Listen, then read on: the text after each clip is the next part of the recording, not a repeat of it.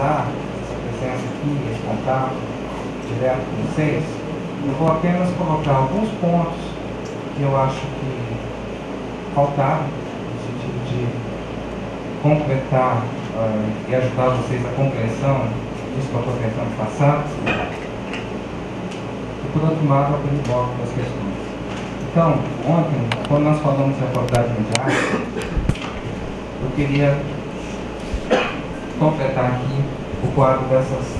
Nós falamos de três tipos de sociedade, não que está em vermelho ali do quadro. Não? A comunidade primitiva, que corresponde, então, às primeiras formas que o homem se organizou coletivamente, na história. Então, grosseiramente, podemos colocar a pré-história, ou, mais exatamente, todas as culturas que não são propriamente as nossas, a nossa cultura ocidental, a nossa cultura que se desenvolveu como civilização. A sociedade tradicional é aquela que vem justamente do desenvolvimento da civilização. Então, corresponde às formas que aparecem a partir da Mesopotâmia ou que vão desenvolver uma complexidade. Essa complexidade está marcada pelo surgimento de Estado, de cidade e, evidentemente, agricultura e pecuária que permitem o homem escapar da ordem natural. E, evidentemente, aparece o primeiro meio de comunicação como aquilo que permite ao Estado organizar a sociedade. Então, a escrita. E, por fim, a sociedade complexa, que é esse tipo de sociedade que aparece depois da Revolução Industrial, onde a complexidade aumenta enormemente, a própria população mundial vai dar um salto. Quando falamos de Revolução Industrial, isso é muito importante marcar, ela é um ponto tão importante quanto a saída do homem da pré-história. Não é um marco qualquer que um pesquisador ou outro, por razões particulares de pesquisa, tenha assinalado. É realmente um marco na humanidade.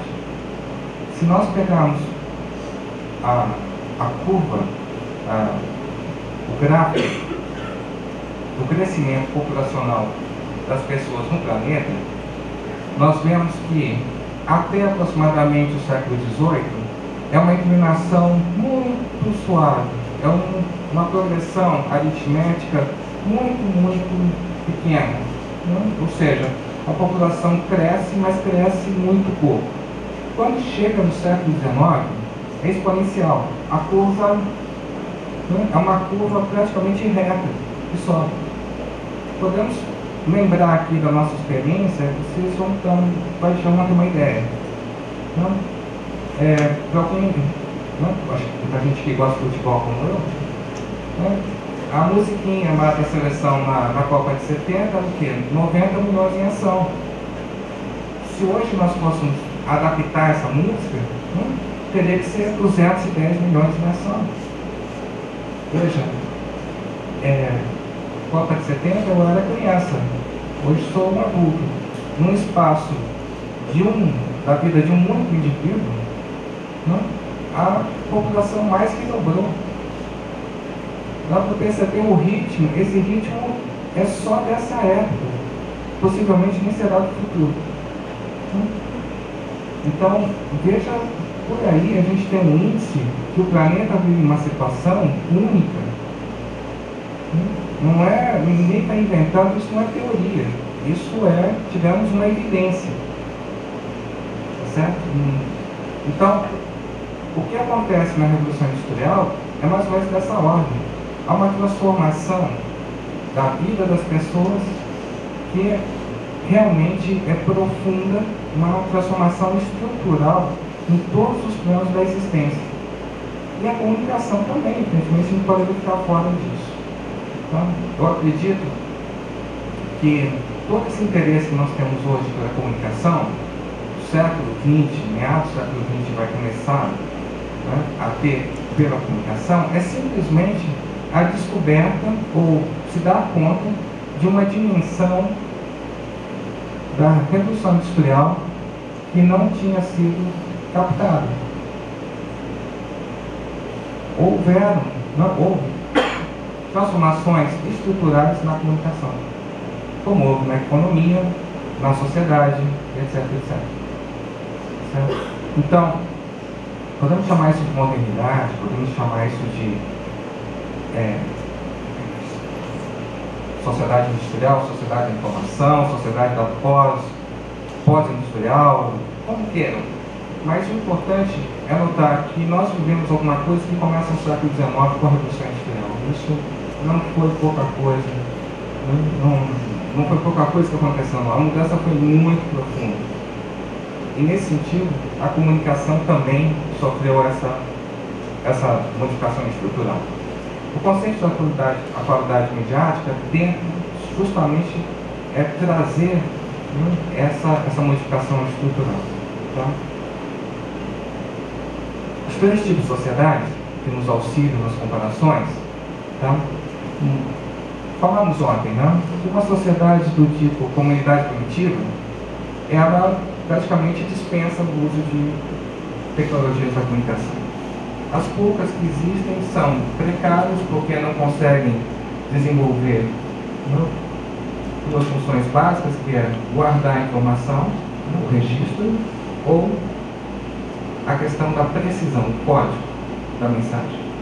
Eles não conseguem articular essas duas coisas. E também não fazem parte da estrutura da sociedade, da organização da sociedade. A escrita já desenvolve isso. Indiretamente, ela organiza a sociedade a partir do Estado. E, por outro lado, a escrita consegue unir essas duas capacidades. Né? Ou seja, tem uma capacidade de registro e de precisão, de forma que o passado fala, que o passado não passa. Então, começa a haver uma acumulação do passado. E isso enriquece a experiência dessas sociedades. Certo? Bom, a sociedade complexa, por que eu represento ela dessa maneira? Realmente é uma maneira confusa. Ok. O que são esses círculos pequenos que se sobrepõem, se misturam? São o que os sociólogos chamam de redes sociais, grupos. São todas as formas de comunidade que se formam dentro da sociedade complexa. Por exemplo, nós aqui somos uma comunidade. Em que sentido? Compartilhamos alguma coisa. Comunidade é compartilhar algo. Tá certo?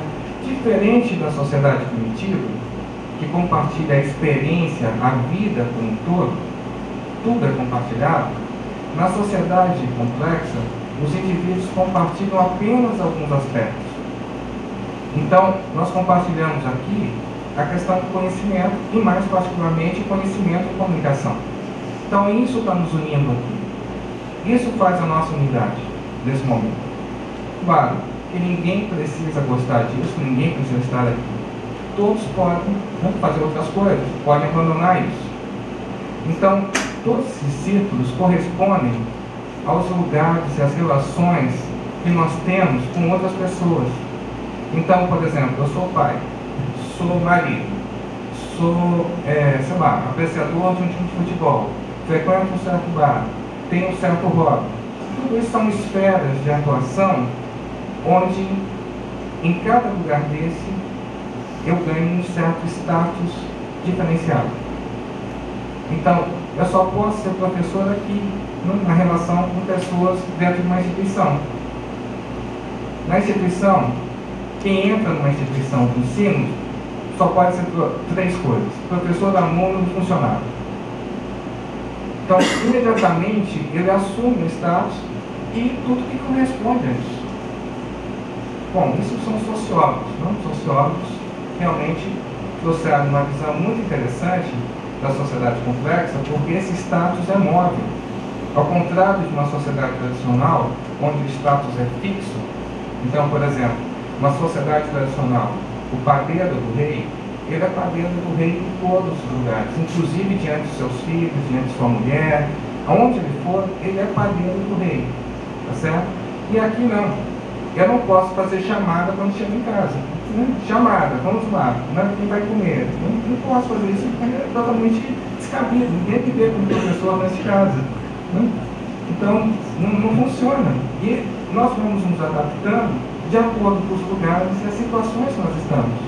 Então, o que eu me referi é falar com o pai, falar com o professor, falar com alguém na rua, muda o nosso status, muda a nossa condição de interpelar, de agir, de toda a perspectiva da ação.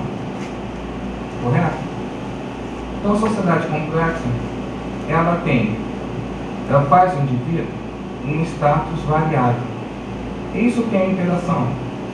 Pensar em interatividade, no sentido sociológico, é pensar que em cada situação, daí também o nome situacionismo, aparecem na interação regras, normas, que são imanentes a essas relações.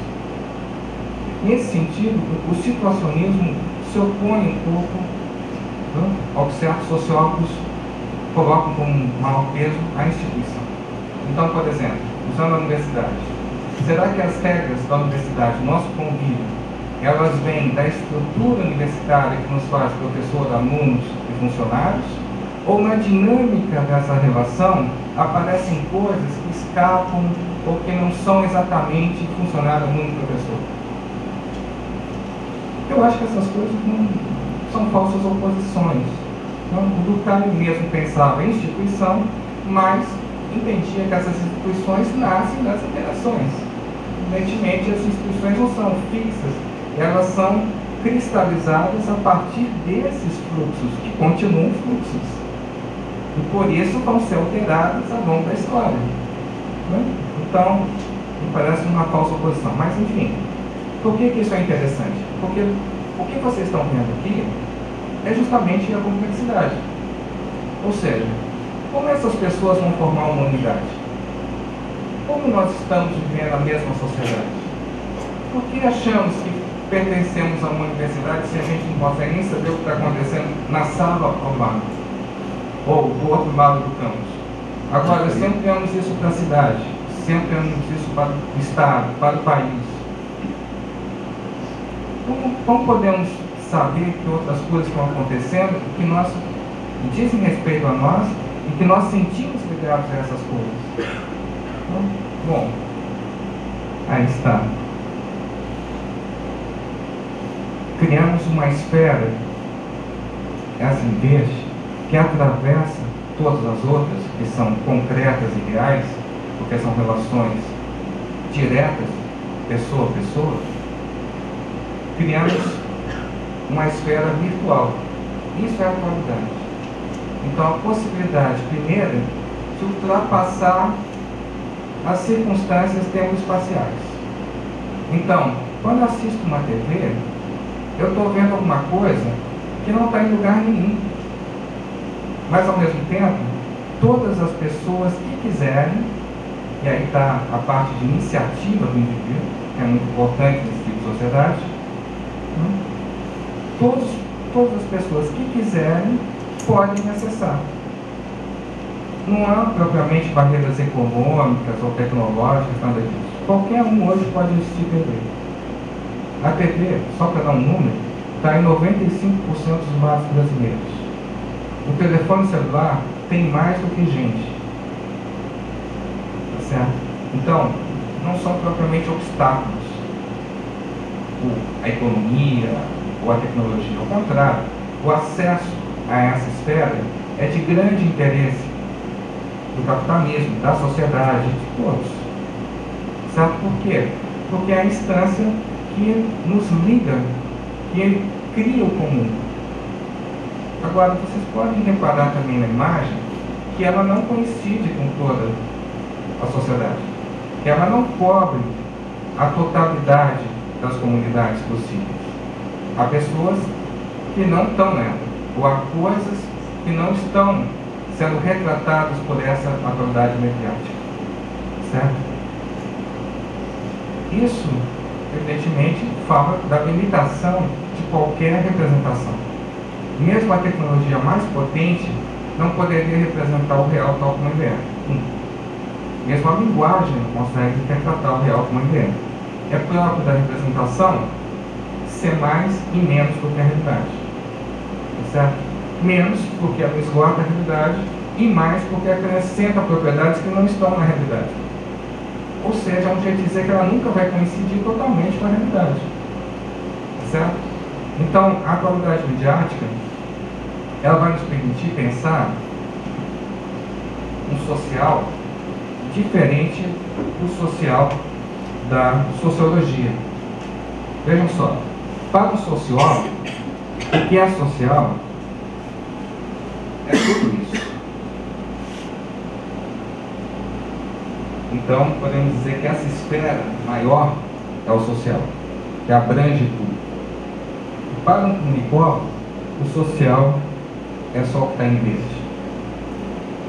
Em outros termos, acontece alguma coisa nessa sala, digamos um assassinato. Seria um fato social? Para o comunicólogo, não. Para o sociólogo, sim. Porque eles têm visões diferentes do que é o social.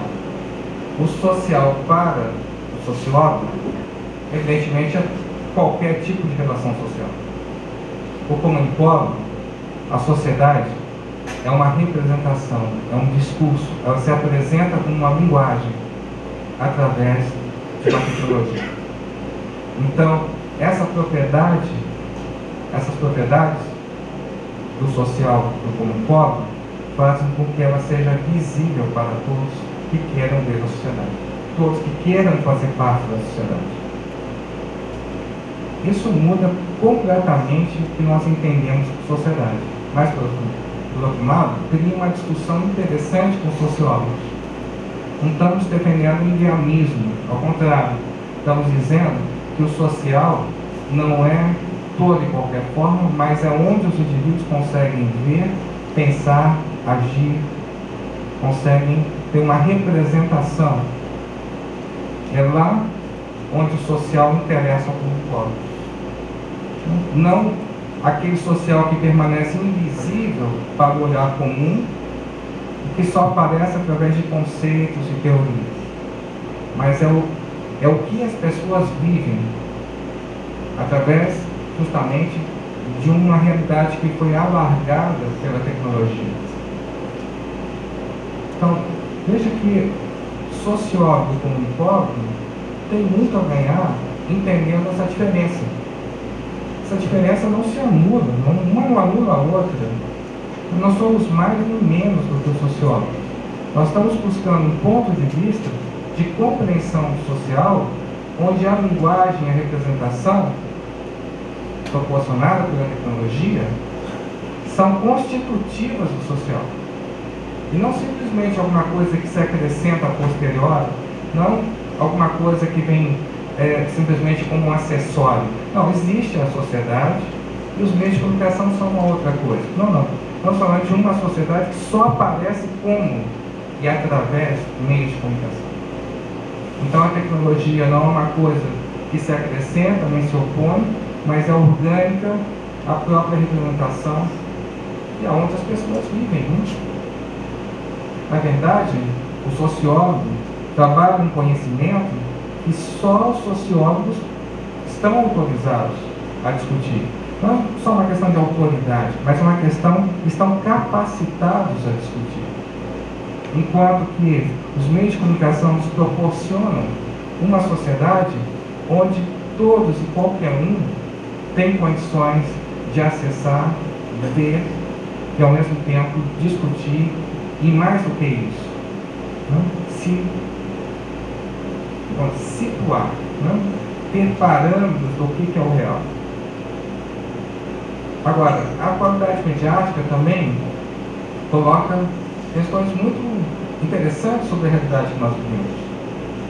Porque, em termos fenomenológicos, nós vivemos uma realidade que, de certa forma, tem muito pouco de real, ou que vai trazer uma concepção, vai exigir uma concepção de real fora daqueles parâmetros do real, a imaginação, o falso e verdadeiro.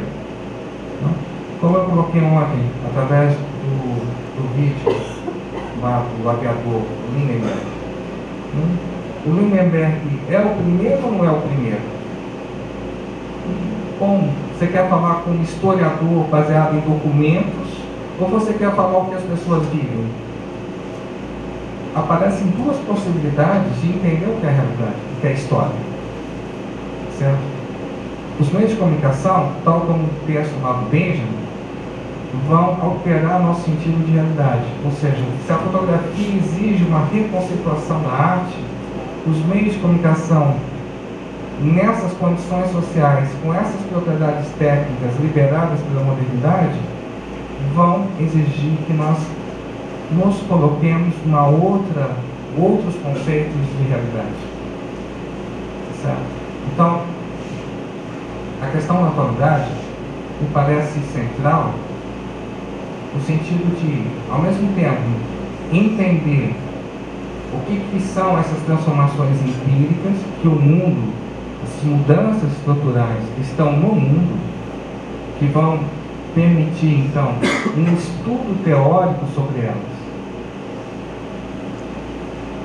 Como objeto de estudo genérico, amplo, a atualidade midiática ela cumpre uma função importante, como qualquer objeto de estudo.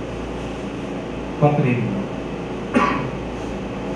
Seria de interligar todas as problemáticas, né, que até então permanecem como coisas muito diferentes. Por exemplo, se formos pensar no mundo, e se formos pensar teoria, talvez precisaríamos de conceitos e colocações um pouco diferentes.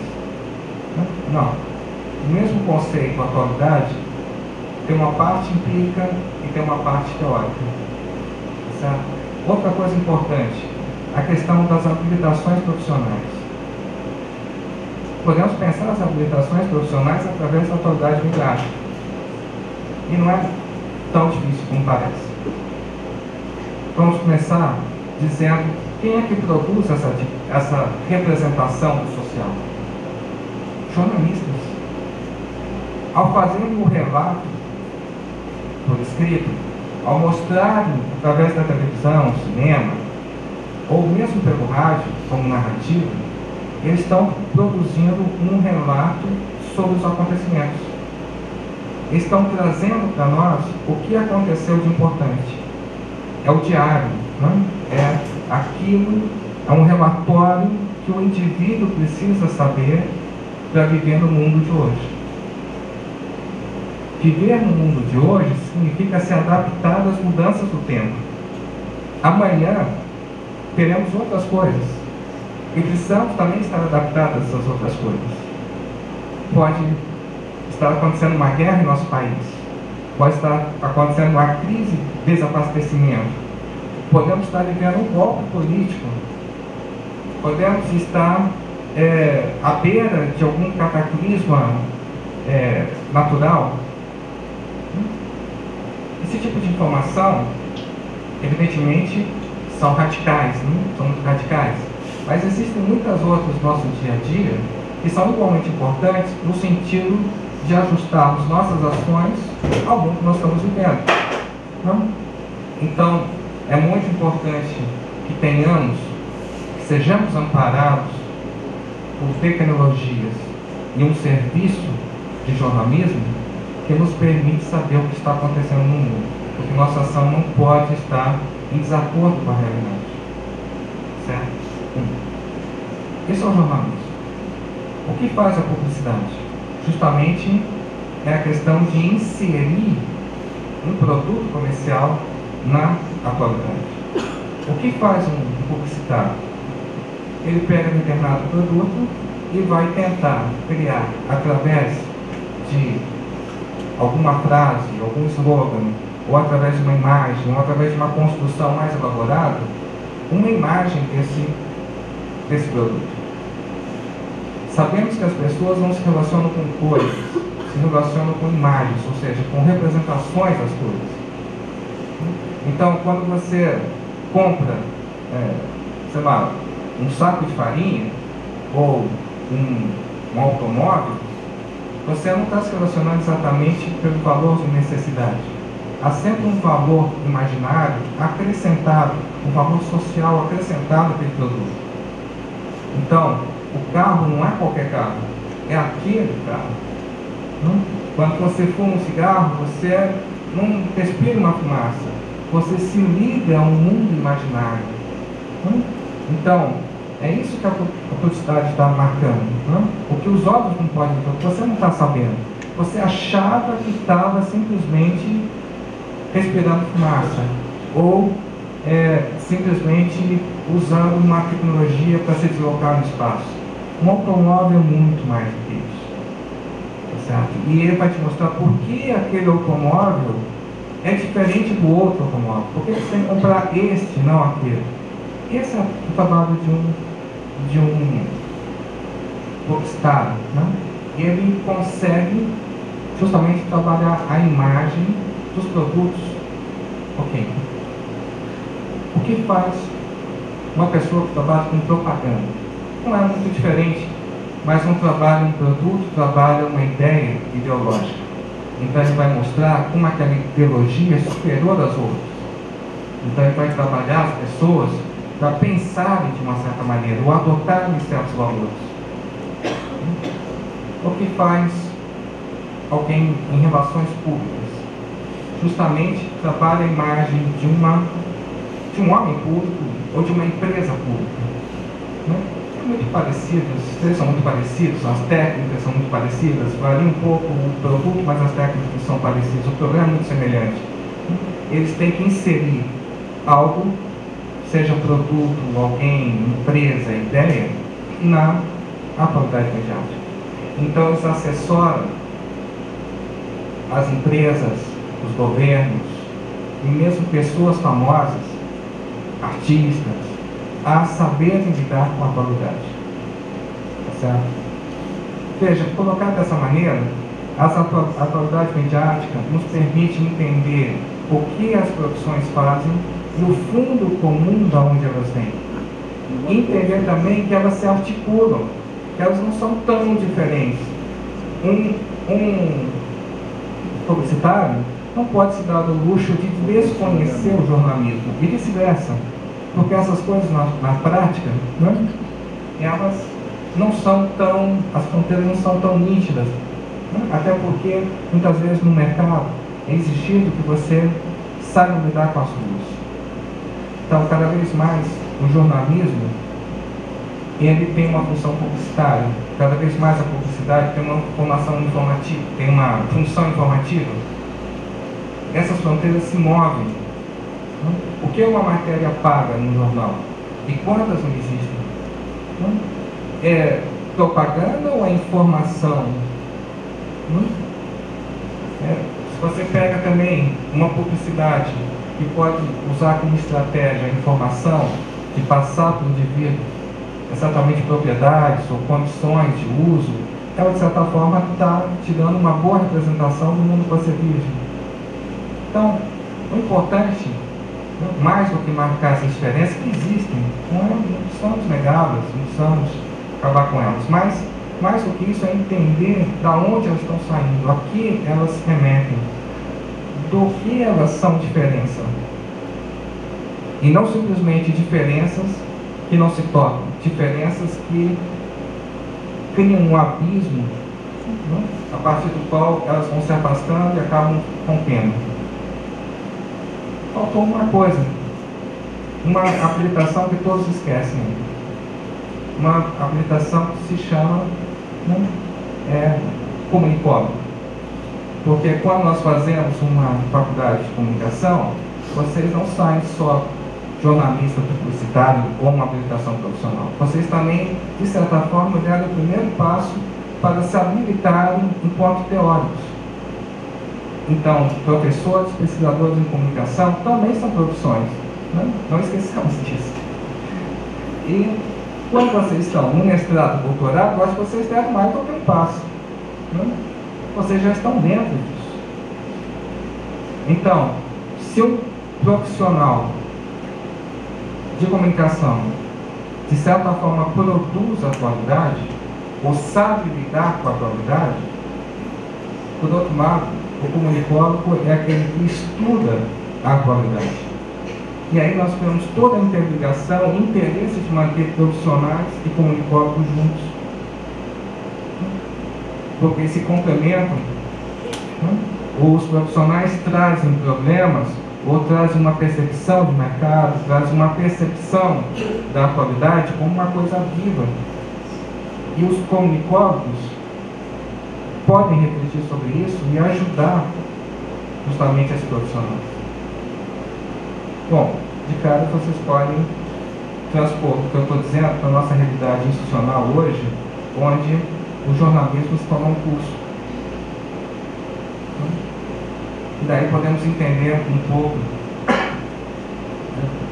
por que alguns acreditam que nós não estamos num bom caminho separando o jornalismo da comunicação. Apesar das próprias pessoas que colocaram isso, negaram que haja uma separação, eu acho difícil não ver essa separação. Acho muito difícil. O jornalismo vai tornando-se independente, não só no plano institucional, mas sequer também no plano teórico e epistemológico, mais profundamente. Há colegas hoje que opõem uma teoria e uma epistemologia do jornalismo a uma epistemologia da comunicação. Curiosamente, a primeira vez que eu ouvi falar disso, eu fiquei muito curioso, na teoria do jornalismo, estava doido para saber o que era. Fui pegar um livro de teoria do jornalismo, mas por coincidência eram as mesmas que eu dava no meu curso de teoria da comunicação.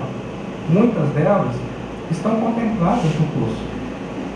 O que é, na verdade, é o inverso, né? Eles pegam as teorias, outras teorias da comunicação, e só veem aquelas. Mas aquelas estão lá em teorias da comunicação. Fundamentalmente duas. Né? O que é chamado de teoria do jornalismo, praticamente duas na sua essência. É Agenda 7 e o Newsmaking. Mas qual curso de teorias da comunicação que não fala sobre isso? Não sei.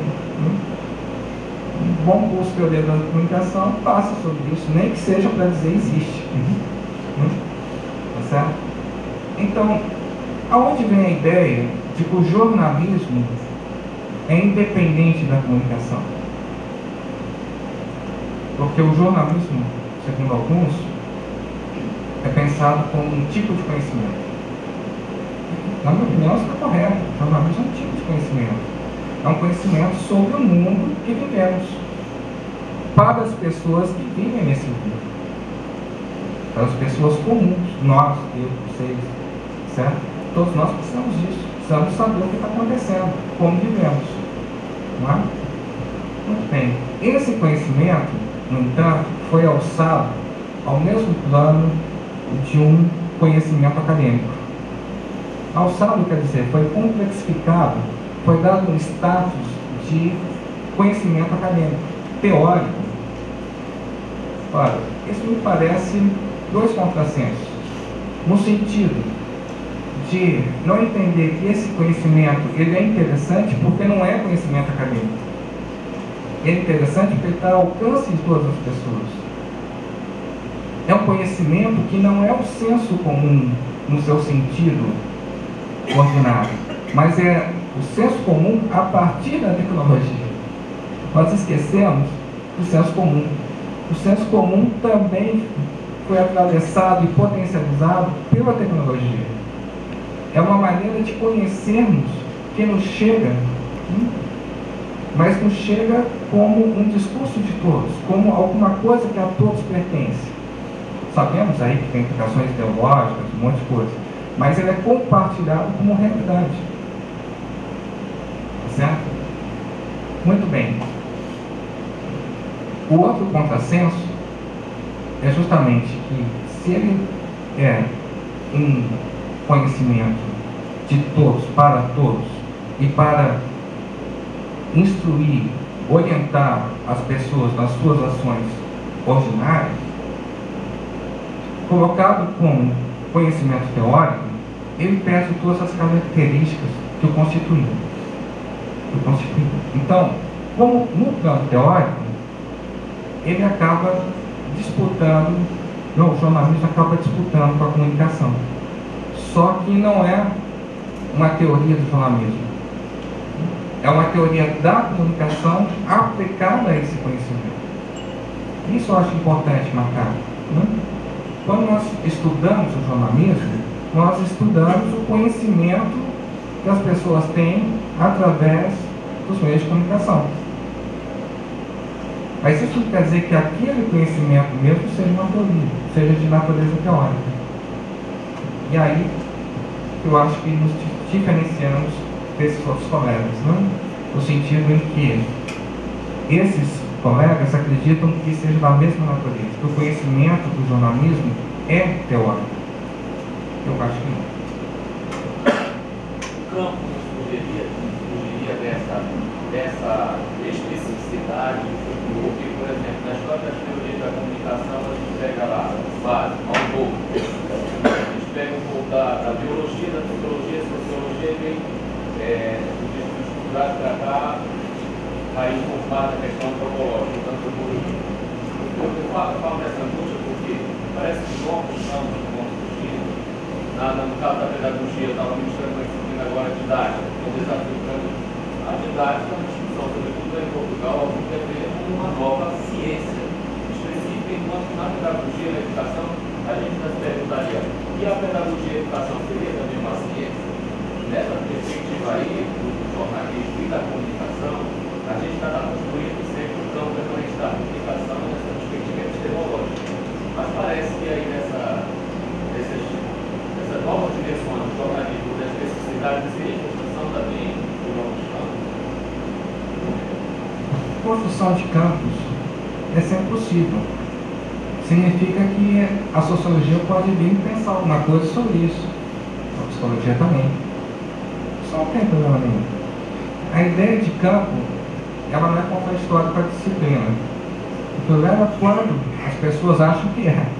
Então, se há campo, não há disciplina.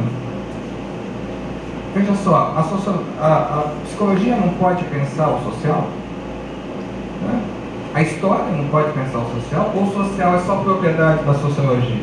Claro que não, todo mundo sabe que não. Tá certo?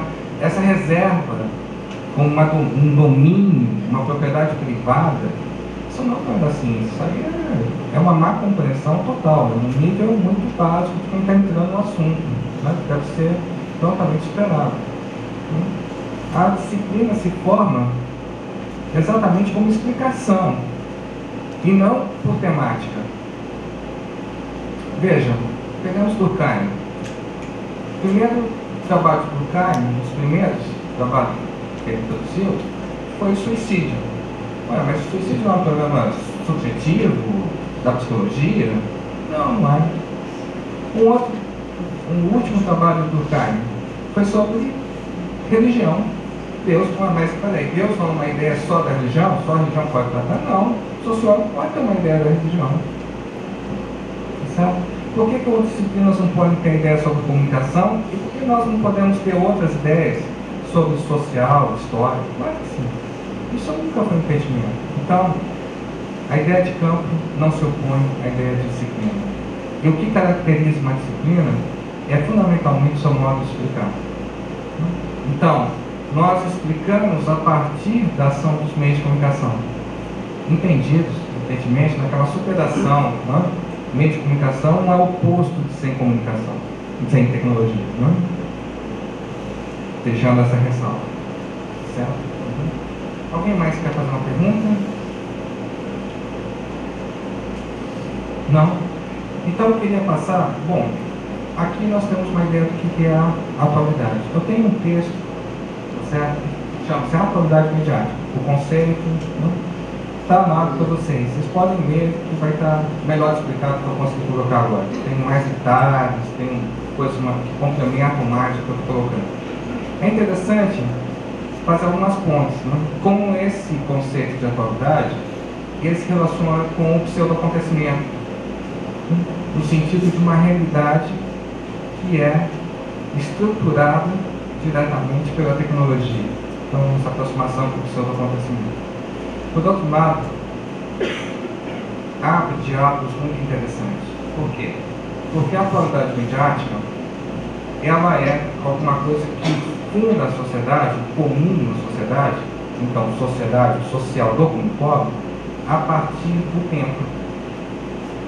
É a simultaneidade, né? É a possibilidade das pessoas viverem ao mesmo tempo certas coisas a sincronização das experiências sociais que estavam presas a locais específicos, que agora passa a ser compartilhada por todos a partir do tempo.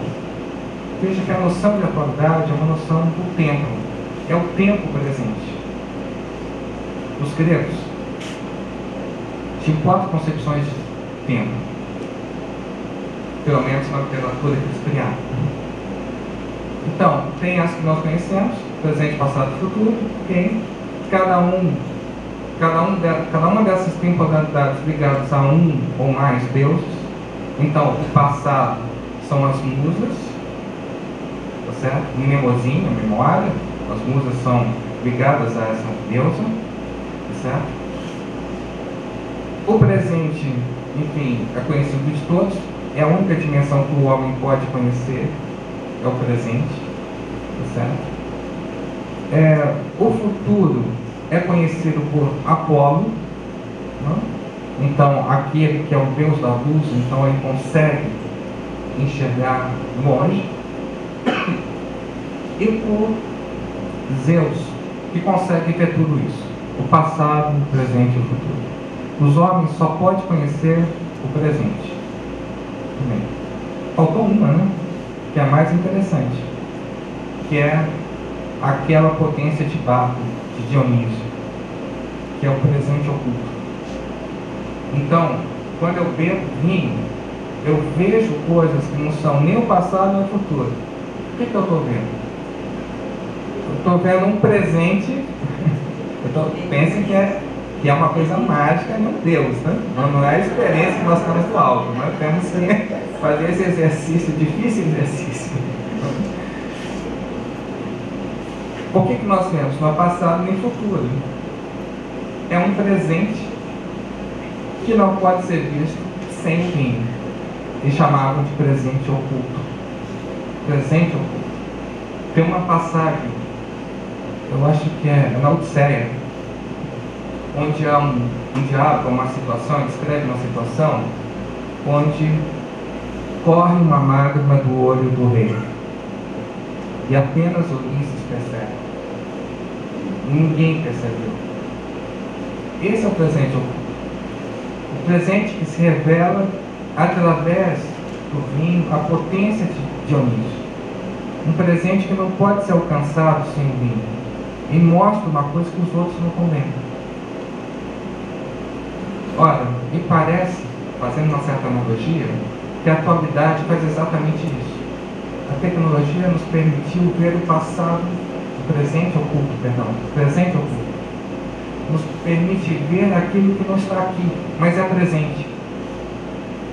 E aonde está esse presente? Está a luz, está longe, mas ele é presente. Ele faz parte da nossa realidade. Está acontecendo algo no Japão, nos Estados Unidos, ou aqui do lado, certo? Nós não podemos ver, mas ele é o presente. Esse presente se expandiu, essa atualidade que nós estamos falando. Um presente que se expande. Então, primeiro de tudo, a representação. Segundo, representação, ela se dá como uma propriedade tecnológica, evidentemente. Então, essa representação coloca todo o problema de como a tecnologia começa a ser usada pelos indivíduos, certo? E pela sociedade, no sentido de integrar os indivíduos à sociedade. A relação do indivíduo com o social não é essa relação que nós estamos tendo aqui. Nesse plano aqui, nós estamos dentro de uma comunidade efêmera, mas uma comunidade. Efêmera se desfaz, se junta, se separa, não tem nada de essencial. Mas uma comunidade que compartilha o conhecimento. Certo? Aqui no nosso caso é compartilhamento do conhecimento. Mas isso não é a sociedade para nós. A sociedade só pode ser alcançada através de um meio de comunicação que ultrapassa essas condições tempo-espaciais. Certo? Ela nos traz uma outra concepção, não só do social, mas também da história. Porque essa atualidade, ela vai trazer uma concepção onde o passado certamente não passa, o passado está aqui, certo? Mas o passado só tem existência para as pessoas na medida que aparece na atualidade. Então, a atualidade, ela vai, como se diz, resgatar o passado como matéria-prima, processamento, como conteúdo da atualidade. O atual não é exatamente o que acontece hoje, mas o que hoje está na consciência das pessoas através dos meios de comunicação. Então, eu posso trazer um tema, os meios de comunicação podem trazer um tema, por exemplo, não sei, alguma moda antiga, alguma informação, né? Qualquer que seja matéria de um jornal, e que repercute na sociedade, vai formar um conteúdo que sua origem é no passado, muito bem, mas a sua significação é do presente. Então, talvez seja mais fácil entender isso pela própria estrutura do jornal. Os conteúdos do jornal são relativos ao presente, não porque exatamente são coisas que estão acontecendo nesse momento, mas por serem veiculados através da tecnologia, acabam constituindo o presente que as pessoas vão viver. Dessa maneira, a atualidade, ela cria a temporalidade. Ela não é um decalque dos acontecimentos presentes. Lembra a noção lá do Daniel Bustin? O jornalista não é aquele que prega o que está acontecendo. Ele tem uma interferência direta no sentido que ele traz conteúdos, como uma entrevista, tá certo? Por exemplo, como a constituição de um acontecimento. Tá? O jornalista pode, inclusive, intervir nos acontecimentos. Por exemplo, quando a Rede Globo faz aquele programa de crianças, como é que chama? Criança Esperança. Tá certo? Aquele acontecimento, ele só existe nos meios de comunicação. Mas, ao mesmo tempo, ele se torna o presente da sociedade. A Rede Globo não inventou esse tipo de coisa. Os jornais do século XIX começaram a fazer isso. O Jornal do Humor, do Pulitzer, fez uma grande campanha para arrecadar fundos para construir o pedestal da Estátua da Liberdade. Veja, ele está fazendo alguma coisa que ele mesmo vai cobrir. A realidade, o acontecimento, é ele mesmo que provocou e ele mesmo está cobrindo. O outro também fez algumas coisas que foram paradigmáticas. Por exemplo, um concurso entre jornalistas de volta ao mundo. Então, os jornalistas de cada jornal, né, lá da cidade, saíam e tinham que dar a volta ao mundo, lá do Júlio Verne, tá certo? E relatando para onde eles tinham passado, e tal, e era um tipo de concurso, quem chegasse primeiro ganhava. Né? Mas veja como é um pseudo-acontecimento. Veja como tudo que acontece é estruturado a partir, né, da mediação tecnológica, com os propósitos, os meios, né, e as exigências da mediação tecnológica. Então, os jornais, eles não são simplesmente decalques de acontecimentos, eles produzem um presente. Certo? Essa produção do presente vai gerar valores diferentes. Ela mesma é um valor. Estar na atualidade é sempre importante. É a notoriedade, é o reconhecimento, é o glamour, é se destacar da massa, é criar uma distinção. Veja que o fato mesmo de existir uma atualidade, a focalização da atenção social sobre determinados objetos, é por si um valor. Uma vez, lá na faculdade, o William Bonner foi fazer uma palestra na nossa faculdade.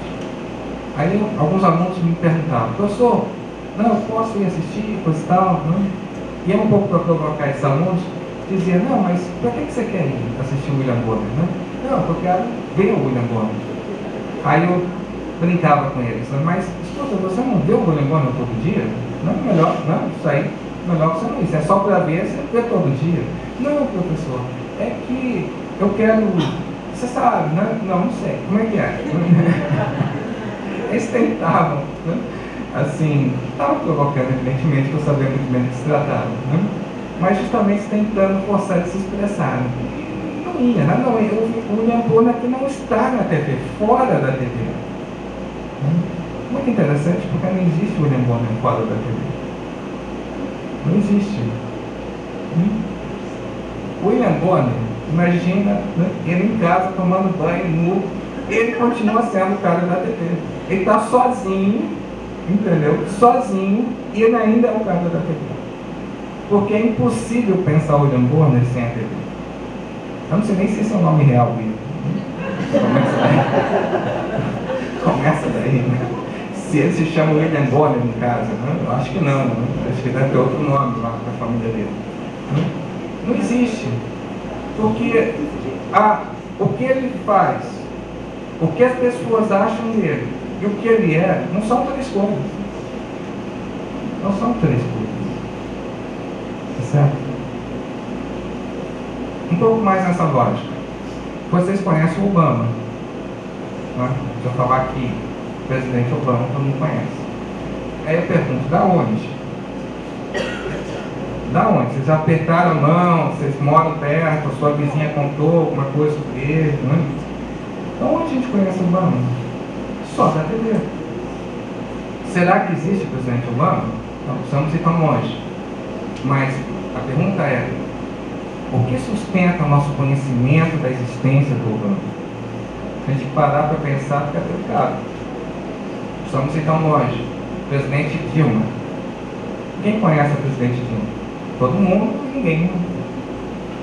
Ou enganei aqui, alguém conhece. Às vezes eu me dou mal, às vezes alguém, não, mas eu apertei a mão dela. Mas veja, Bin Laden. Será que existiu Bin Laden? Não estou me referindo que tenha havido uma pessoa com aquele rosto, com aquela barba, tá certo?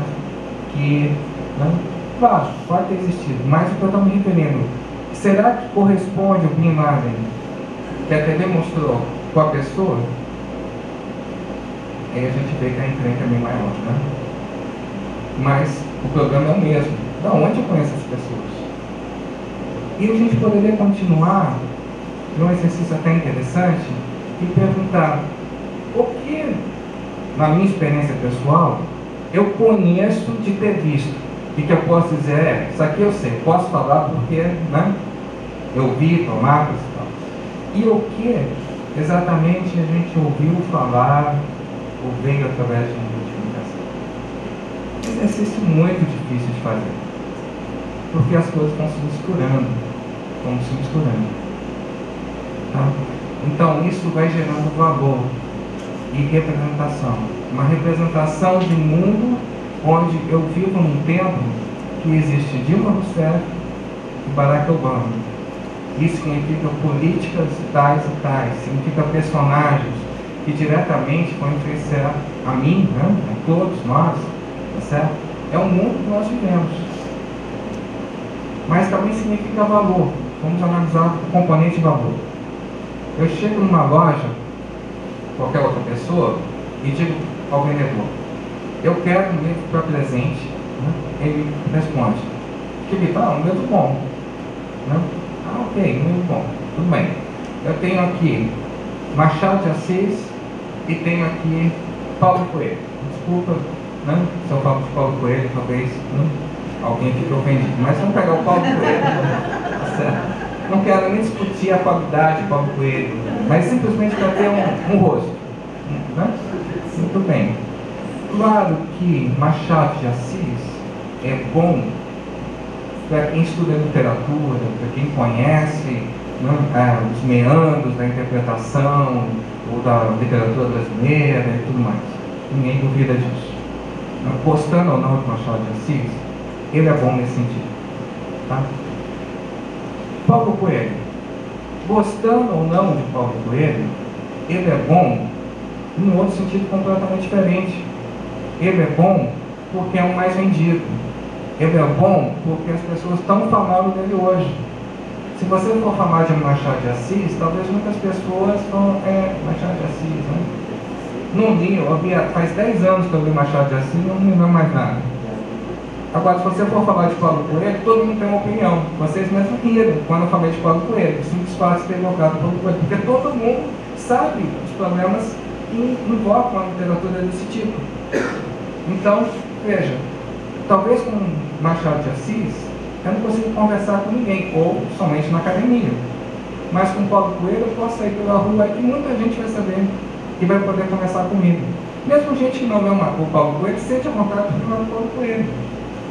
Tá certo? Mas ninguém vai falar do Machado de Assis sem ler Machado de Assis, fica complicado. Tá certo? Então, dois valores, dois critérios de valores.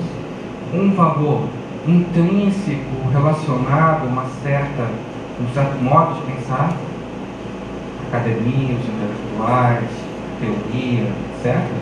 E um outro modo de pensar, que é o valor social, o valor de troca. Machado de Assis me permite trocar com as pessoas. Não é? Então veja, a atualidade mediática tem uma instância de representação e tem uma instância de valor. Ela gera valor. Tem pessoas que são famosas e aparecem na TV. Tem pessoas que aparecem na TV e são famosas.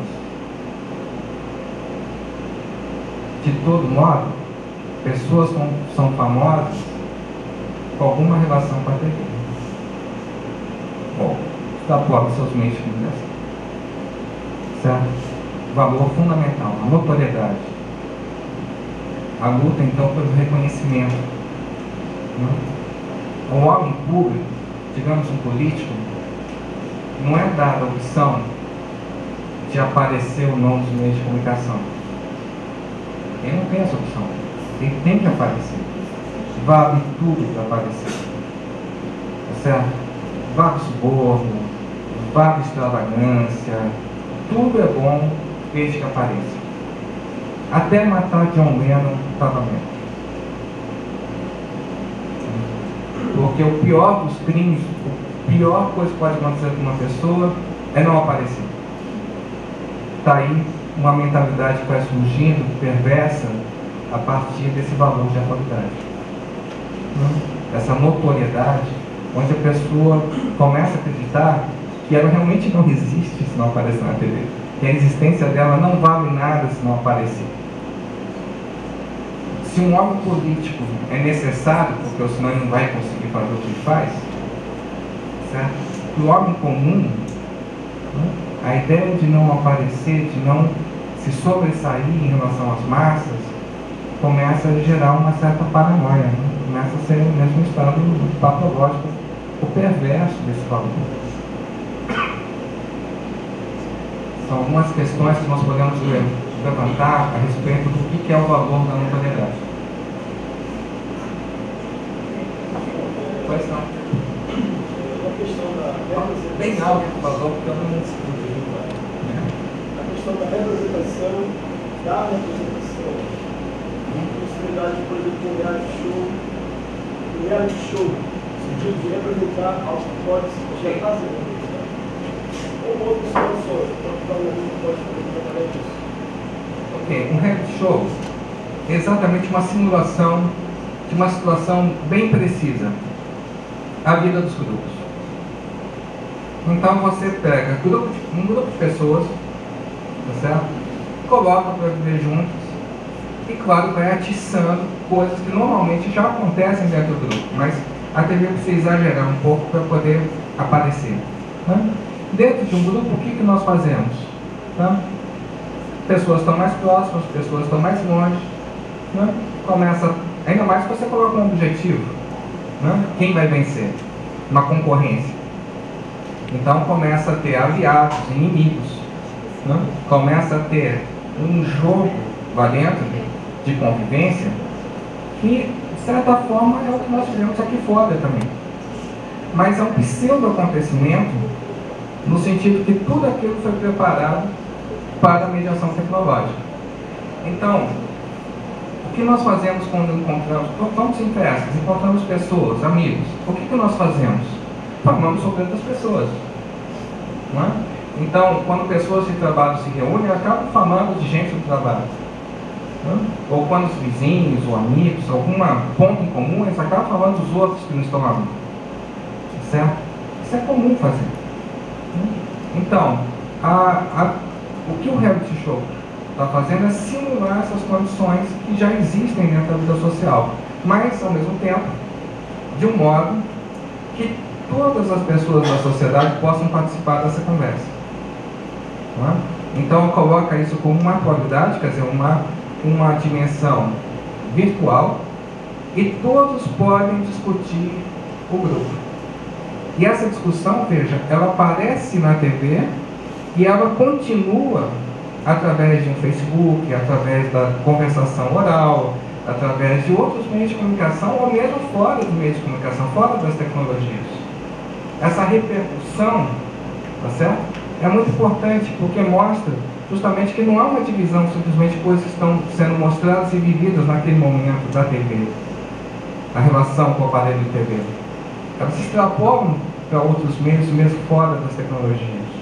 Mas, em todo caso, ela está proporcionando, naquela situação midiática, está proporcionando que outras pessoas vivam uma experiência banal dentro da nossa vida, que é conversar sobre pessoas que nós conhecemos. Por que isso é mais interessante do que as pessoas que conhecemos? Porque essas todos conhecem. Eu posso sair por aí falando sobre Big Brother e as pessoas sabem de quem eu estou falando. E se eu for falar dos meus vizinhos, meus amigos de trabalho, ninguém vai entender nada. Porque eu falei do futebol, não? O futebol é uma maneira de você ter uma experiência que todos compartilham. Então eu posso falar do placar, posso falar de um episódio do jogo de ontem e todo mundo está entendendo. É uma cultura comum.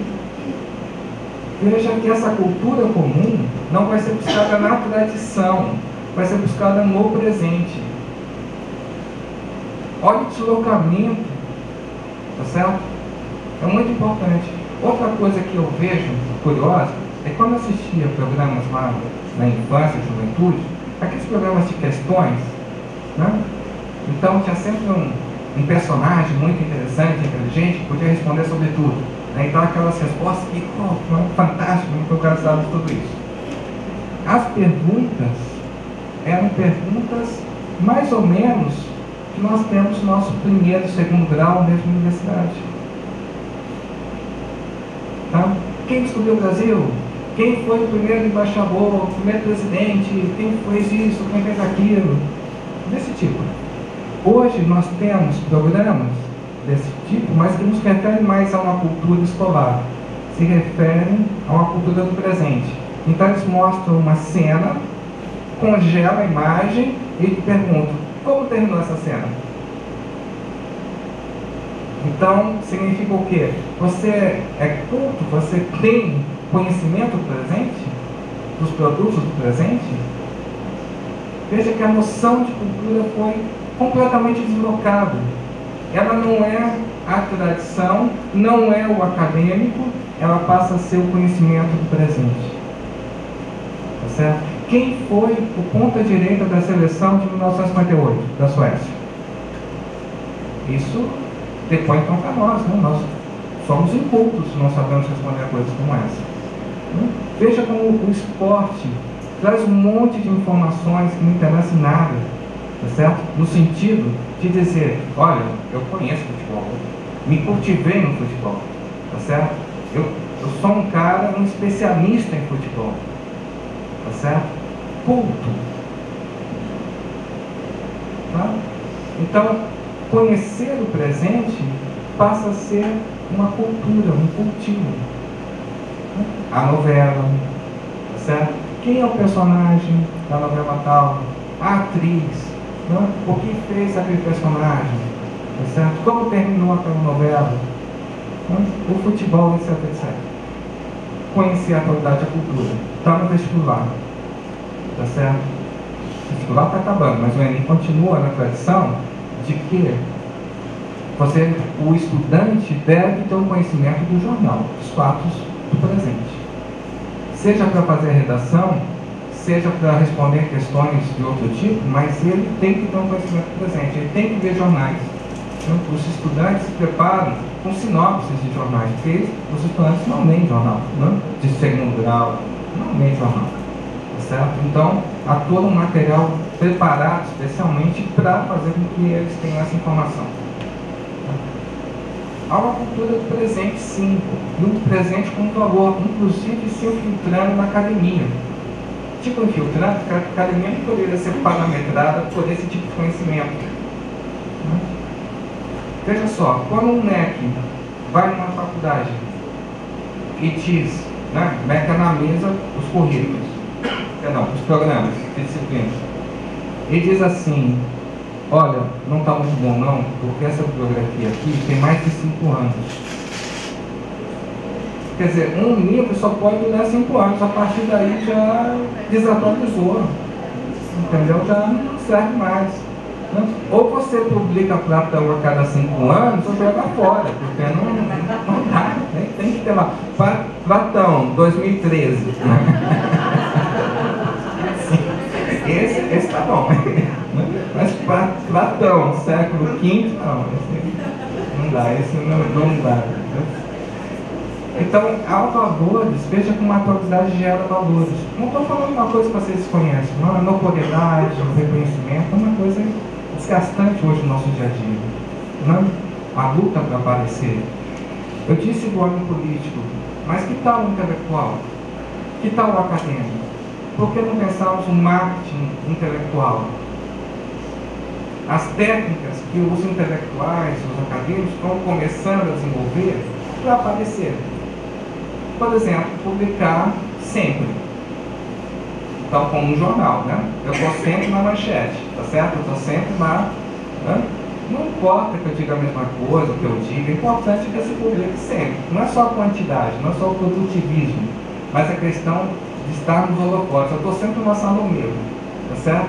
Então, tem sempre uma festa, os holofotes aqui. Né? Então, é uma técnica de aparecer dentro da academia. Formas de falar, por exemplo. Né? Eu não digo assim, ontem eu tive uma reunião e, enfim, foi muito interessante. Eu digo, ontem eu passei na instituição tal, falei com o presidente tal, que por sinal é muito meu amigo. Né? Então as pessoas olham, né? Essa pessoa é importante. Eu não passei uma informação no sentido que me interessava para desenvolver um assunto. Eu fiz uma publicidade pessoal. Certo?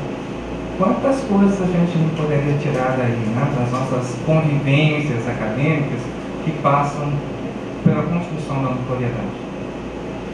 Uma delas é dizer exatamente que não existe o campo da comunicação, ou que não existe a teoria da comunicação. Né? Por exemplo, chegar e dizer assim: olha, acabou a comunicação. Né? É mesmo? Não estava sabendo, preciso ver esse negócio aí. Eu ainda pensando que existe, olha só que dignidade a minha, né? Eu tenho que ver esse cara. Né? Porque imagina, eu estou falando uma coisa que não existe mais, né? Certo? Então, a butade, que é uma técnica retórica, você fala, dá uma besteira para prender a atenção. Um exemplo de butade é o seguinte: eu posso dizer aqui para vocês, a mulher é o primeiro meio de transporte do homem. Qual a sensação que vocês tiveram? Tem algo errado, né? Óbvio. Aí vocês estão pensando, mas o que está errado? Aí vocês vão pegar um tempo. Aí quando você chegar à conclusão, por que está errado? Porque está errado, você sabe. Mas por que está errado? Esse tempo que interessa. Vocês estão presos. Vocês estão reagindo à butade. Então, eu captei a atenção de vocês e consegui que vocês pensassem no que eu estou dizendo. Isso é uma técnica. Certo? Isso é uma técnica. Então, há intelectuais que não simplesmente pensam de maneira estratégica como inserção numa atualidade mediática no plano acadêmico. ou como eles vão se inserir na atualidade midiática.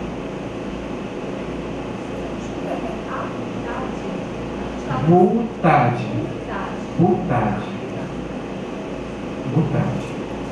Essa técnica de você falar uma besteira que todo mundo vai ficar preso tentando dizer que não. McLuhan é um craque nisso. Né? McLuhan fala um monte de coisa que você fica, mas peraí, como é que é? Né? Aquilo que todo mundo já deve ter ouvido no seu curso de graduação. Né? O que é a notícia?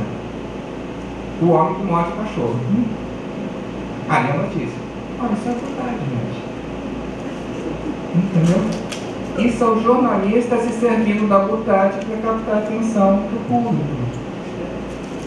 É claro que no jornal não é muito condenável, entendeu? Até certo ponto, claro. Certo? Mas o mundo acadêmico, quando o mundo acadêmico começa, né, a ter esse tipo de lógica, esse tipo de valor, então nós temos que nos perguntar como o sistema de comunicação está gerando valores que estão modificando o próprio acadêmico. Tá certo?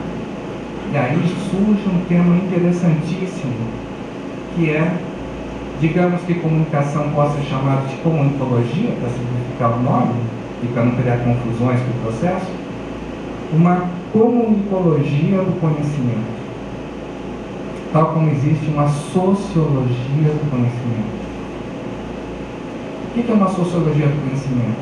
Quando os sociólogos, aplicando o seu ponto de vista, suas teorias, se debruçam sobre a questão de como o conhecimento acadêmico, científico é produzido. Tá certo? Podemos fazer a mesma coisa. O que eu estava falando aqui de máquina intelectual é exatamente isso. Como pensando os conceitos de meio de comunicação, né, no sentido forte que a gente tem trabalhado aí, teoria da comunicação, no sentido preciso, tá? Nós poderíamos entender um dos obstáculos importantes à própria constituição do pensamento comunicacional. É isso que eu estava falando com interdisciplinaridade. Como entender a interdisciplinaridade de um ponto de vista comunicacional e não entender a interdisciplinaridade como aquilo que constitui a comunicação. Invertendo as coisas, nós começamos a ter uma certa clareza do que está acontecendo, ou pelo menos lança uma outra luz sobre temas que passam muito naturalizados hoje, passam de uma maneira muito natural, né? Interdisciplinaridade, palavrinha mágica, né? Você fala interdisciplinaridade, sua alma será salva, né? Então todo mundo vai financiar o seu projeto de pesquisa, ninguém vai brigar com você, tá certo? Você é amigo de todo mundo, né? Você é um cara legal, certo? Não faz nada com isso, entendeu? A não ser essas coisas que você tem no plano social, do financiamento, é sim. Mas estou dizendo em pesquisa mesmo, tá certo? A ideia de interdisciplinaridade, no sentido de substituição, negação da ciência, é uma ideia oca. Oca, porque é a liberdade que não diz nada, tá certo? É a liberdade que é o papel em branco. É a liberdade que simplesmente cumpre uma função de destruição, não realmente de estruturação do campo. Então, uma comunicologia do conhecimento nos permite entender que a própria circulação da informação promovida pela imprensa, já pela imprensa, reprodutibilidade técnica fornecida pela imprensa, vai gerar, né, condições novas e diferentes da produção do conhecimento científico. Em parte, vai alavancar esse conhecimento, porque vai ser uma maneira dos teóricos poderem trocar, então intensificar as suas trocas, certo? Através de correspondências, através de revistas. As revistas foram super importantes, certo? A partir do século XVIII, XIX, particularmente no século XX, início do século XX, as revistas são muito importantes porque são através delas que o conhecimento é conhecido, mas o conhecimento, a produção teórica é conhecida, e ao mesmo tempo criticada, pensada, refletida. A quantidade de revistas no início do século XX é impressionante. Nós nos maravilhamos com a internet. Vejam as revistas no século XX, o início. Áreas como medicina contavam com 30 mil revistas, 20 mil revistas. Então, revistas, não estou falando exemplares, certo? Associações, iniciativas individuais, não importa. Um monte de revistas que vinham tentando dizer o que é o conhecimento, circular e compartilhar esse conhecimento para uma comunidade de pensadores. Veja que esse é um primeiro efeito dessa circulação. Mas há outros efeitos, porque a própria abundância de fontes, a quantidade de informação, vai gerar uma condição parecida que nós temos hoje com jornais. Ou seja, um jornal não é uma informação sistematizada. O jornal são coisas que são colocadas lá, mas a relação entre essas coisas não está feita no jornal. É impossível de fazer. O jornal é um fragmento, são uma série de fragmentos. Certo? Ora, uma condição para o pensamento científico é exatamente a sistematicidade, é relacionar esses conhecimentos. Então, a partir do momento que há uma grande produção de conhecimento, circulação desses conhecimentos, a síntese, as possibilidades de sistematizar e organizar esse conhecimento vão ficando cada vez mais difíceis. E vão dando a impressão da fragmentação, vão dando a impressão que as disciplinas vão ficando inviáveis, e que é necessário, então, ao mesmo tempo, especializações muito pontuais, mas ao mesmo tempo a interdisciplinaridade para poder recuperar essa unidade. Isso é apenas uma pista para pensar como é o impacto do sistema de comunicação sobre a produção do pensamento acadêmico. Uma pensadora aí que trabalhou muito essa questão de forma bastante interessante, Elizabeth Eisenstein, como o cineasta russo, como se escreve, da mesma forma, a mesma grafia do cineasta russo. Tá? Não sei, acho que alguns já devem conhecer esse nome, bastante famoso, né?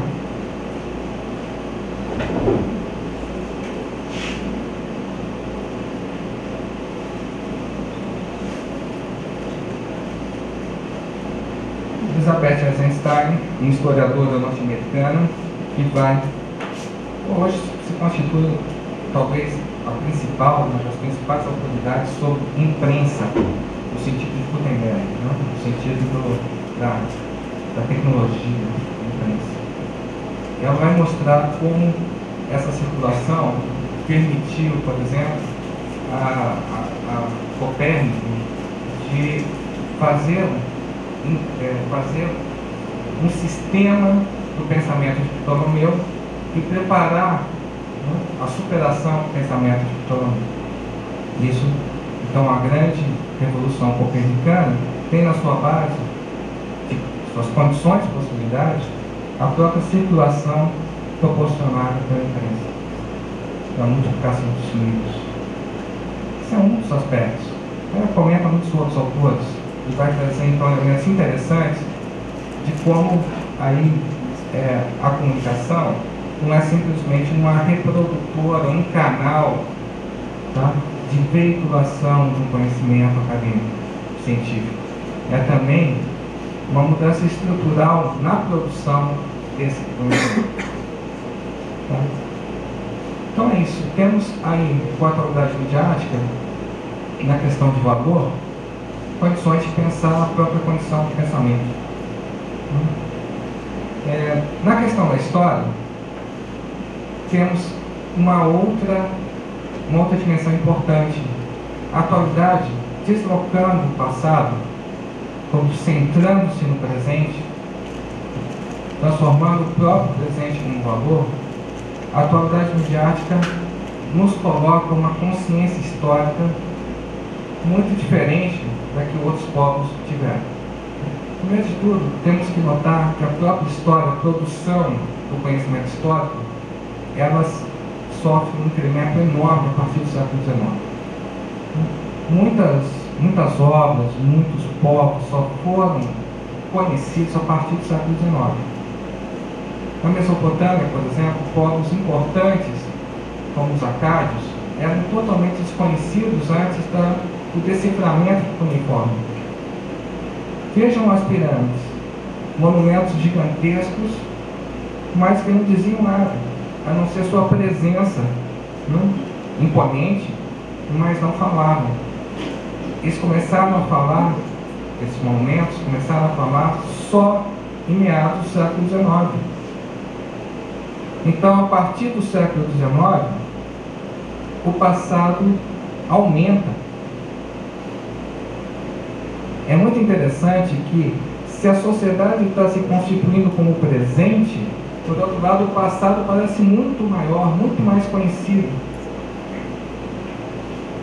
A nossa relação se intensifica tanto em relação ao presente quanto ao passado.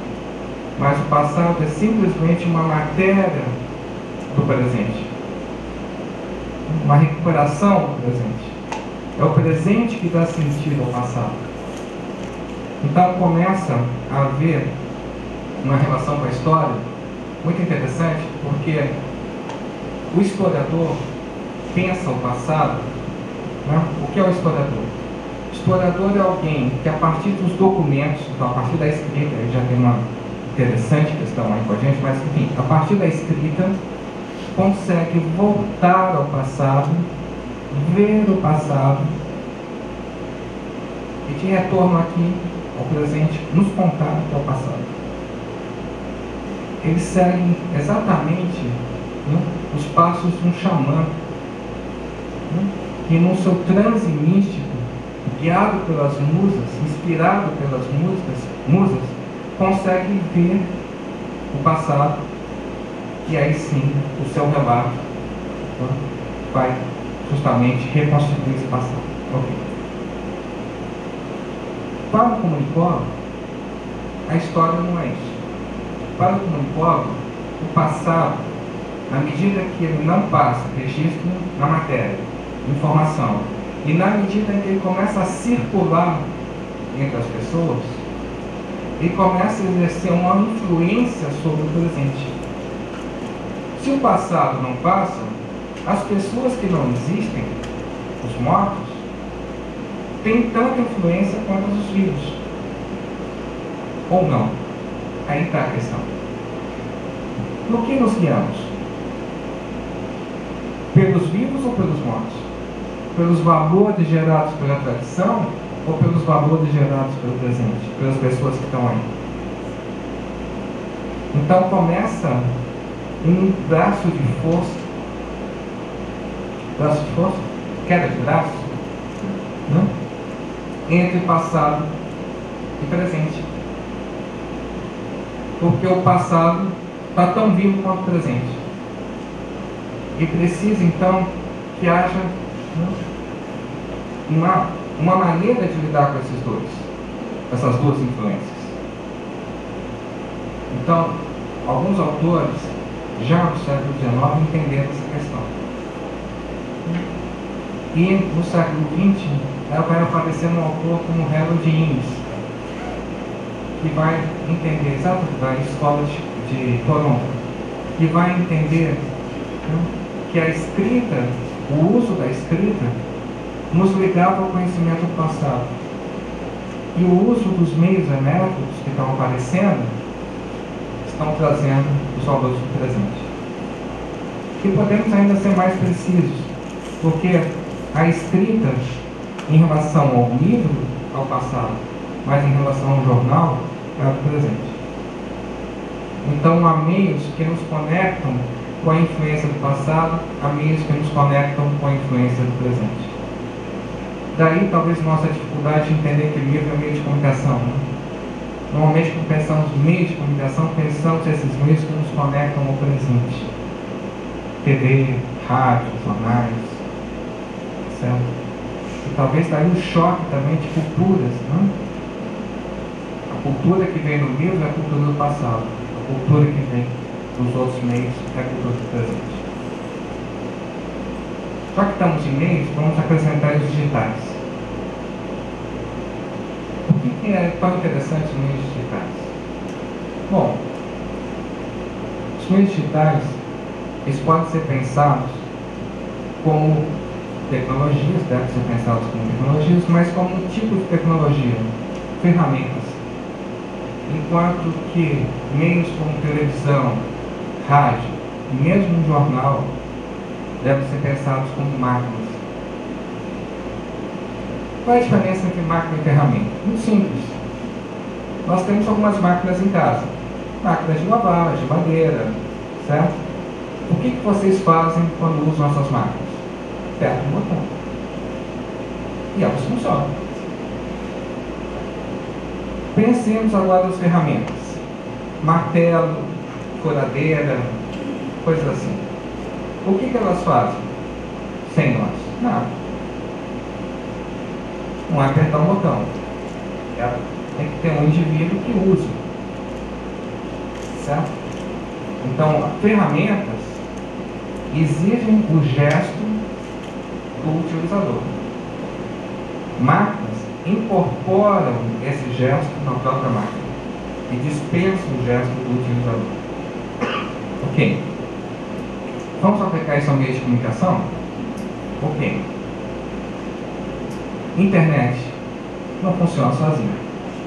Você senta de frente de um computador na internet e nada.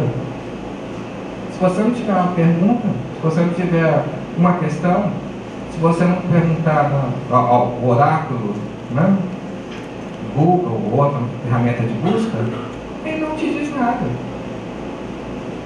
Sente-se diante de uma TV.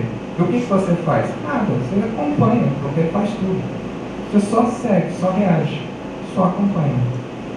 TV, uma máquina. Internet, um instrumento.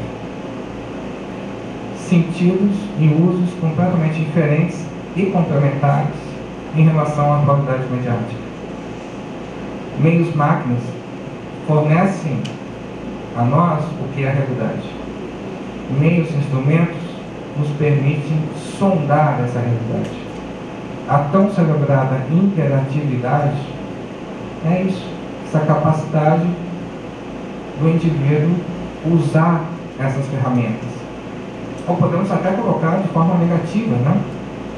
Eles têm que fazer alguma coisa, porque não funciona sozinho. Certo? Então, com a internet, com os meios digitais, os indivíduos passam a explorar a realidade. A partir de quê? A partir de seus interesses. A internet surge como uma ferramenta de pesquisador. E permanece ainda isso. Só que o pesquisador, no início, era um acadêmico. Ele tinha perguntas de pesquisa científica. E o pesquisador hoje, isso se ampliou, somos todos nós como pessoas comuns que sondam uma realidade complexa para achar o quê? Coisas de seu interesse. Então, o que eu busco quando eu estou na internet? Bom, um restaurante, não? Uma roupa, uma música, fatores culturais, mas também informação de qualquer tipo, não? Onde fica a rua tal, não? Onde fica tal país no mundo? Mas não propriamente no sentido acadêmico, mas no sentido de me situar nesse mundo e de me inserir nesse mundo. Tá certo? Veja que a internet é uma ferramenta de busca, de pesquisa, como tal não funciona sozinho, como tal depende dos interesses. Interesses acadêmicos, interesses dos indivíduos. Então veja, a internet, os meios digitais, não são uma ruptura total. Claro que tem muita coisa diferente em relação aos outros, justamente essa possibilidade de interatividade, de interação, ou essa possibilidade de meios, ferramentas. Mas não podemos cortar a reflexão dos meios digitais de tudo aquilo que tinha sido a reflexão sobre a teoria da comunicação. Ou seja, a própria liberação do indivíduo, a relativa autonomia do indivíduo em relação à sociedade, como esse indivíduo vai precisar de tecnologias que vão fazer a mediação em sociedade e indivíduo, que vão permitir a integração do indivíduo na sociedade. Certo? Então, não há uma ruptura total. Há novas propriedades, mas não ruptura. Isso permite, de certa forma, entender o que é novo no digital sem precisar jogar fora ou desqualificar todo o conhecimento que tínhamos sobre os outros meios analógicos. E no fim das contas, são complementados, hoje são complementados porque cumprem funções diferentes de máquina e de instrumento. Funções de representar a qualidade mediática e funções, ao mesmo tempo, de nos inserirmos. Gente, vou parar por aqui de informação, porque vocês vão ter muita coisa de ficar falando muito. Mas queria abrir para conversas. Então, acho que muita coisa que eu disse, talvez alguém tenha necessidade ou queira saber alguma coisa mais, ou mesmo contestar, fiquem à vontade, para a gente aproveitar esses momentos. Tem uma pergunta aqui, depois passo para você. Pois não. Professora, minha pergunta é mais pontual e espiritual na questão de tecnologia. Quando o senhor fala de atualidade midiática, o senhor fala dos valores de uma cultura do presente. O senhor não se refere, não usa o termo cultura midiática. Isso é uma opção para fazer uma distinção conceitual? Poderia usar o termo cultura midiática, Midiática. Eu nunca falo midiática. Na questão aí, já falamos de meios, mídia, não mídia. Mas, sim, podemos falar de cultura midiática, não há problema. Eu vario, às vezes, os termos também, justamente para não grudar, às vezes, a terminologia com a coisa, porque muitas vezes isso cumpre uma função de rigor, que é importante, mas às vezes isso atrapalha também. Então a cultura, justamente hoje, principalmente hoje, onde os termos são muito inflacionados. Então você fala hoje, por exemplo, em comunicologia. Por que nós não temos um nome dessa disciplina, finalmente? Porque estão gastos. Eles são apropriados de uma maneira da qual nós não queremos participar.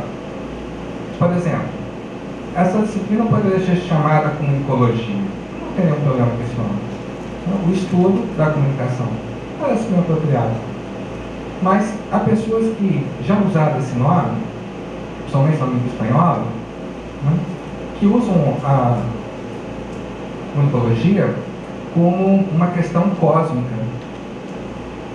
Então, a comunicação não é simplesmente as relações entre os homens. Há toda uma condição cósmica de pensar o universo a partir disso. Bom, beira o misticismo, beira a metafísica, a própria metafísica. Isso, de certa forma, faz com que não aderamos a esse nome, comunicologia. Talvez no futuro, com mais uso, esses usos particulares sejam esquecidos. Mas hoje é difícil não ligar. Outro nome, por exemplo, é mediologia, que poderia ser o estudo dos meios de comunicação. Também já foi usado pelo Regis Debray para estudar a mediação, não a comunicação. Mediação cultural, muito específica, ou muito diferente do nosso. E aqui no Brasil foi usado como mediologia, que não quer dizer nada, quer dizer simplesmente é um estudo dos meios, mas é um certo abuso de linguagem, sem o aporte teórico necessário, usado como uma etiqueta. Há muita gente fabricando nomes. Isso faz parte do estudo da comunicologia do conhecimento, vamos dizer assim, né? Que seria o quê? Seria uma inflação da linguagem. Se as pessoas não entendem bem o que é fazer pesquisa, elas acabam se dedicando ao esmero da linguagem. Começam a se aperfeiçoar em uma certa literatura, que é falar bem, tentar se expressar, tá certo? Ou falar de uma forma bonita, chocante, alguma coisa, que vai fazer a distinção enquanto texto acadêmico.